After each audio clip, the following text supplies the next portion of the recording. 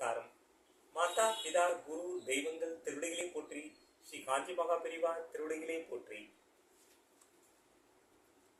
மனத்தானாம் மாந்தர்க்கு உணர்ச்சி இனத்தானாம் இன்னான் என படும் சொல். மனத்தால் மக்களுக்கு உணர்ச்சி உண்டாம். சேர்வதற்கு உரிய சேர்க்கையை பொறுத்து உரிய மதிப்பு உண்டாகும். வள்ளுவர் பெருமானின் அறநெறிகளை பின்பற்றி வாழ்க்கையில் நாம் முன்னேறுவோம். ஸ்ரீ காஞ்சி மகா பெரிவா அருளிய தெய்வத்தின் குரல். துக்க சுமை குறைய வழி.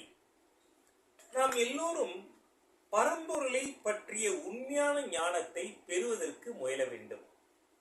இந்த ஞானம் என்பது என்ன? பரம்பொருளை தவிர வேறு எதுவுமே இல்லை என்பதுதான் அந்த ஞானம். அந்த ஒன்றுதான் இத்தனையாகவும் தோன்றுகிறது.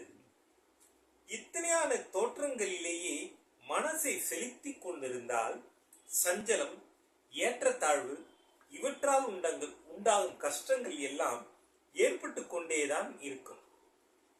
இத்தனை தோற்றத்திலிருந்தும் மனசை திருப்பி இவற்றுக்கு காரணமான ஒன்றையே அறியத் தொடங்கினால் எண்ணமும் பலவாக ஓடி அவதிப்படாமல் சஞ்சலங்கள் ஓய்ந்துவிடும்.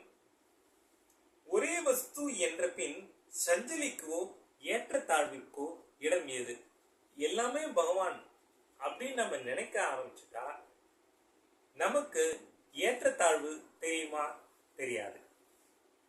அந்த நிலையிலேயே நித்தியமான சுகத்தினை நாம் பெற முடியும். இந்த நிலையை தான் ஞானம் என்கிறோம். உலக வாழ்வில் கூட சுகம் வருவது போல் இருக்கிறது. ஆனால் அது நித்தியமாக நிலைத்து நிற்பதில்லை. வெளியிலிருந்து வருகிற சுகத்தை நாம் எப்படி நிலையானதாக கொள்ள முடியும்?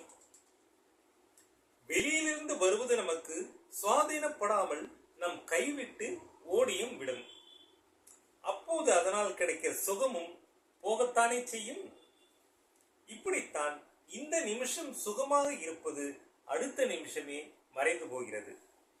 அடர்ந்த மரத்தின் கிளைகள் ஆடுகிற பொழுது இடுக்கு வழியாக கொஞ்சம் வெளிச்சம் வந்து பாய்ந்து விட்டு அடுத்த நிமிஷமே நிழல் வந்து மூடிக்கொள்வது போலத்தான் உலகத்தின் துன்பத்திற்கெல்லாம் நடுவில் கொஞ்சம் கொஞ்சம் சுகம் தலையை எட்டி பார்த்துவிட்டு ஓடிவிடுகிறது.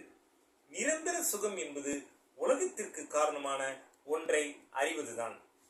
இதன் அடுத்த பகுதியில் ஜெய்ஹிந்த், வந்தே மாதரம்.